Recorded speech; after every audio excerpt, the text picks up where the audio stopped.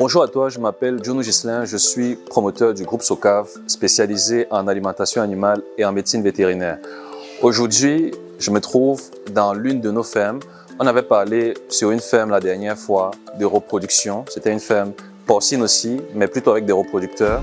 C'était l'une de nos fermes aussi, une des fermes du groupe SOCAV. Et aujourd'hui, on se trouve sur une autre de nos fermes, mais qui fait plutôt de l'engraissement, donc qui produit des porcs adultes.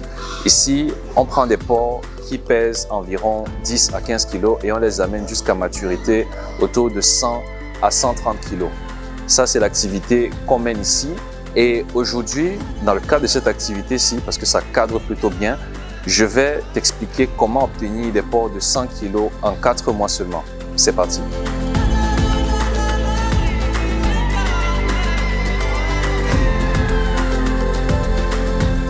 La première étape pour obtenir des porcs de 100 kg en 4 mois, ce sera de bien choisir tes porcelets. Il faut que tu aies un fournisseur fiable qui te fournit une bonne race et qui te fournit des porcelets qui sont en bonne santé. Parce que la ferme d'engraissement, qu'est-ce qu'elle fait? Elle va prendre des porcelets qui pèsent environ 10 à 15 kg, comme je disais, et la ferme va les engraisser jusqu'à ce qu'ils atteignent 100 à 130 kg. Bon, quand je parle d'engraisser, c'est juste un terme. Ce sont des porcs. Les porcs n'ont pas besoin d'être forcément trop gras. Par exemple, la race qu'on élève, c'est une race qui n'est pas grasse et surtout avec la qualité de l'aliment, ça permet d'avoir une très bonne qualité de viande aussi. Une viande qui n'a pas de graisse et qui a essentiellement du muscle, ça rend la viande beaucoup plus succulente et ça c'est un très bon point fort sur le marché, c'est très recherché par les bouchers. Donc je fais un petit aparté là-dessus pour insister aussi sur la qualité de la viande. Mais je disais que la première étape, ce sera d'avoir des porcelets qui sont de bonne qualité, c'est-à-dire une bonne race, quelque chose de traçable aussi, des porcelets dont on a bien pris soin dans la maternité d'où ils sortent et des porcelets qui n'ont pas de maladie. Parce qu'il peut arriver aussi que tu obtiennes des porcelets chez un fournisseur et que le porcelet soit malade avant d'arriver dans ta ferme. S'il arrive, il va contaminer les autres et ça va être un désastre. Donc trouve un fournisseur qui a des porcelets de bonne race, en bonne santé et aussi qui ont un bon potentiel génétique et surtout pas de maladie, pas d'infection, rien du tout. Vraiment, tout doit être nickel à ce niveau. Après avoir trouvé un bon porcelet, la deuxième étape, ça va être créer les bonnes conditions. Dans la ferme, tu dois rendre des porcs à l'aise. Dans cette ferme-ci, tu verras qu'il y a des demi-murs qui sont assez bas et ça, c'est pour favoriser l'aération des porcs. L'air souffle à travers la ferme et ça permet constamment d'aérer les porcs pour qu'ils n'aient pas chaud parce que les porcs, c'est des animaux qui sont très sensibles à la chaleur et s'ils étouffent, ils vont très vite avoir des tonnes de mortalité. Donc non, surtout pas, tu dois surtout éviter ça. Et c'est pour ça qu'il faut avoir un bâtiment qui est bien construit, qui favorise l'aération et aussi avoir un accès à l'eau, à une eau propre, un accès facile à l'eau parce que les porcs boivent beaucoup d'eau et ils en ont besoin pour survivre et pour grossir. Merci de t'intéresser à notre contenu. N'oublie surtout pas de liker la vidéo, cliquer sur le bouton s'abonner et activer la cloche des notifications pour ne rater aucune vidéo sur comment réussir ton projet d'élevage en Afrique. La troisième étape, ça va être l'alimentation. Et je n'ai pas commencé par l'alimentation, bien que beaucoup de gens pensent que l'alimentation, c'est ce qui fait tout. Mais en fait, non.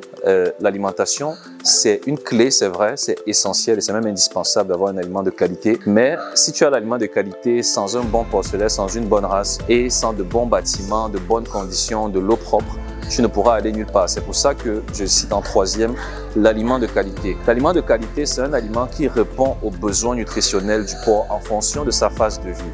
Ça va être par exemple pour le début, lorsque le porcelet pèse encore 10-15 kg, il va consommer de l'aliment démarrage.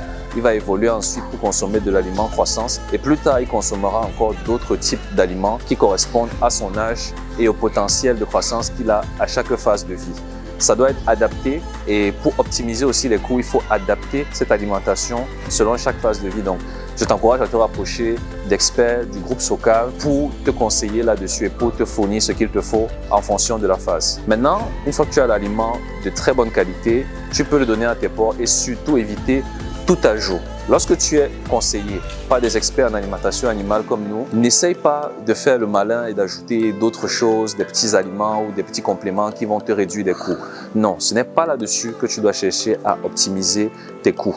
Tu ne dois pas chercher à gagner sur l'aliment, mais tu dois plutôt investir sur l'aliment pour gagner plus en termes de croissance du porc et gagner à la fin parce que le porc va vite grandir, vite grossir et il va te donner du résultat plus rapidement parce qu'il sera plus gros aussi à un âge très jeune. Donc, à 4 mois d'âge seulement, le porc pèsera déjà 100 kg et tu pourras le vendre et récupérer tout ton investissement. C'est comme ça qu'il faut le percevoir et investir sur un aliment de qualité. Cet aliment de qualité influence aussi bien sûr la qualité de la viande. Donc rapproche-toi d'experts et investis là-dessus. Ce que je peux citer d'autre, c'est le suivi vétérinaire. Il faut toujours avoir un vétérinaire qui suit ta ferme et qui va être prêt à se déplacer, à venir voir dès qu'il y a un souci, à t'apporter les médicaments s'il en faut et à te donner aussi des conseils pour entretenir ces porcs et pour éviter la contamination, notamment des conseils de biosécurité parce que ça c'est essentiel pour éviter justement l'entrée de pathogènes dans la ferme, comment contrôler, comment éviter les entrées qui ne sont pas nécessaires, comment limiter aussi toute forme d'échange de matériel dans la ferme. Bref, il faut prendre des mesures barrières qui minimisent le risque en biosécurité, le risque d'entrée de pathogènes et de contamination des porcs. C'est tout ce que j'avais à te dire là-dessus. On pourra en reparler dans d'autres vidéos, mais essentiellement, c'est ça qu'il faut faire pour avoir des porcs de 100 kg en 4 mois. Et je reviens un peu sur l'aliment parce que dans la ferme, on a l'aliment Qafco que tu peux voir juste derrière moi, qui est le seul aliment utilisé dans cette ferme. La ferme utilise toute la gamme Qafco et effectivement, ici, on a des porcs qui, à 5 mois d'âge, atteignent un poids de 100 kg. Donc, lorsqu'ils entrent dans la ferme, ils pèsent environ 10 kg et 4 mois plus tard seulement, ils sont déjà à 100 kg, voire un peu plus pour certains. Je t'encourage à suivre la même démarche pour avoir le même résultat. À plus.